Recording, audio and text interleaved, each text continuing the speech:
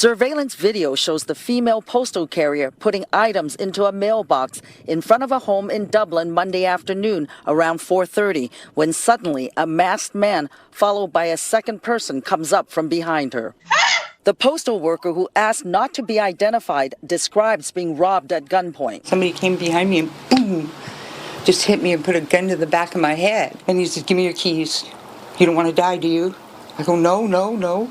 The carrier went to the mail truck to get her phone and handed it to the armed robber while fearing the worst. Oh my God, I'm gonna die. But the two men ran away after taking the keys to mailboxes and the truck, along with her cell phone. A man walks into a Colton business mumbling.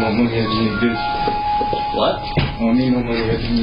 Then walks behind the counter and starts taking merchandise.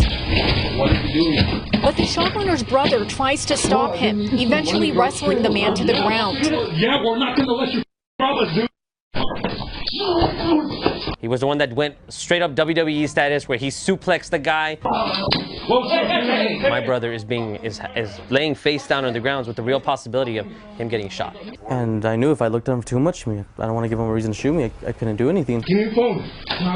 The man held them at gunpoint and demanded Alexander's phone before he left. With cash and Pokemon collectible cards the store estimates to be worth a few $1,000s. And what makes matters worse is this is the third incident they've had in their 7 months of doing business here.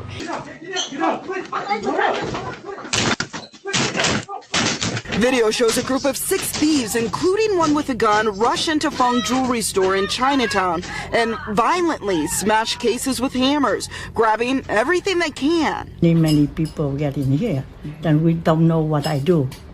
I feel scared, even right now. As owner Diane Trin ducks for cover, she yells for her husband, who comes out with a gun.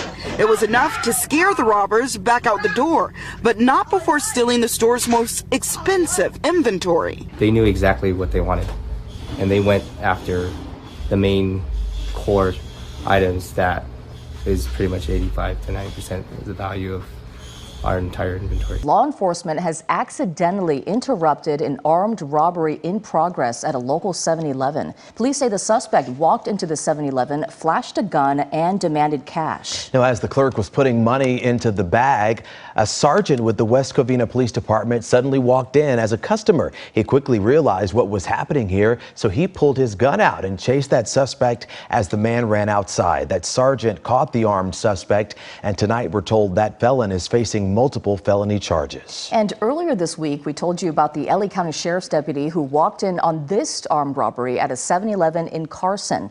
This was on Saturday. He pulled his gun, radioed for help, and kept watching his back to make sure a getaway driver was not outside. Well, finally, other deputies arrived and all 4 suspects were arrested. LAPD releasing this video showing one of 2 armed robberies in the city's Olympic area.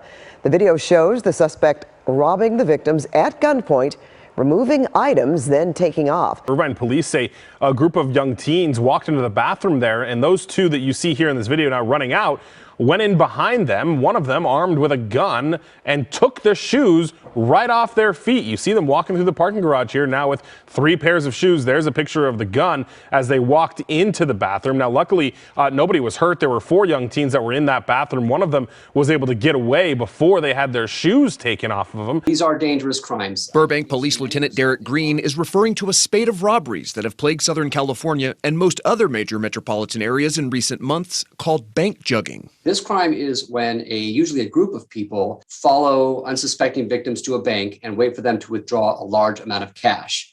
And then what they do is once that victim leaves the bank, they follow them to their intended destination. The name may sound new, but this type of organized robbery is not. You usually have somebody driving a vehicle. Oftentimes you have somebody that's actually inside the bank posing as a customer themselves. A customer walks out of a Wells Fargo on Ventura Boulevard with a bag containing $10,000 cash. He didn't know that 20 minutes after entering the bank, a gunman and a getaway driver had pulled into the parking lot and waited.